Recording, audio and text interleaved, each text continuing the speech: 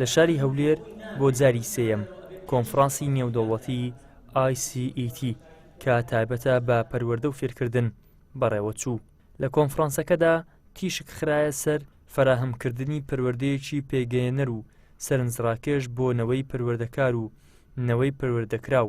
ساڵانە کێشەیەکی پەروەردەیی کوردستانی عێراقی نێودەوڵەتی بگرینە دەست و چارەسەر بۆ ئەم کێشانە بدۆزینەوە بە هاوکاری لەگەڵ پسپۆڕانی ناوخۆیی و نێودەوڵەتی.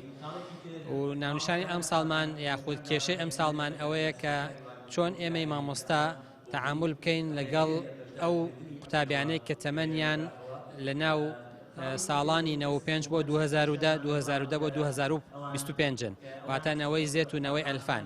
ئەم دوو نەوەیە تێگەیشتن و پێگەیشتن و هەڵسوکەوت و کولتور و توانای هەزمکردنی بابەتە زانستیەکان و کۆمەڵایەتەکانیان زۆر جیاوازە لە نەوەکانی پێشخۆیان و بەتابەتی نەوەی ئەلفا کە نەوەیەکی تەواو دیجیتاڵین تەرکیزیان زۆر کەمە لەسەر بابەتەکان بە شێوەی تەقلیدی ناتوانین ئەمی مامۆستا فێری بابەتەکانیان بکەین فێری کولتوریان بکەین. ڕاوێژکاری وەزیری پەروەردەی حکوومەتی عێراق دەڵێ لەم کۆنفرانسەدا بایەغ بە پەروەردە و فێرکردن دراوە تاکو بتوانرێت لەو ڕێیەوە بایەغ با لێهاتووی قوتابی بدرێت. لە هەمان کاتیشدا داوامان کردووە ڕەوشی مامۆستا باشتر بکرێت. تەکیدمان لەوە کردووە کە پێویستە بایەخێکی زۆر بە ڕەوشی پەروەردە بدرێت پەروەردە و فێرکردن لە عێراق و لە هەرێمی کوردستان تایبەت و بە تایبەتی بایەخ بە مهارەت و بە لێهاتووەکانی قوتابی بدرێت و ڕەوشی مامۆستا باشتر بکرێت بۆی بتوانێت دەور و ئەدای خۆی بە شێوێشی جوان و باش بەڕێو بات.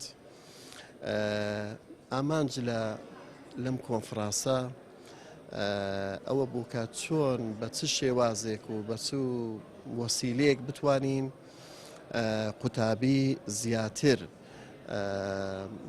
بایەخی بە بواری مهارەت و لێهاتووەکانی بدرێت چۆن وا بکرێتن کە کارامایی قوتابی باشتر بکرێت برەو بە لایەنی زانستی زیاتر بدرێت. کۆنفرانسی ئایسێتی پەروەردەیی دەربارەی هەردوونەوەی زێت و ئەلفا دەست پێکردن بەیانیە و ئەم کۆنفرانسا بە بەشداری زیاتر لە 5,000 بەشداروی ئۆنلاین و لە چەندین دەوڵەتی جیاجا بەشداریەکەن.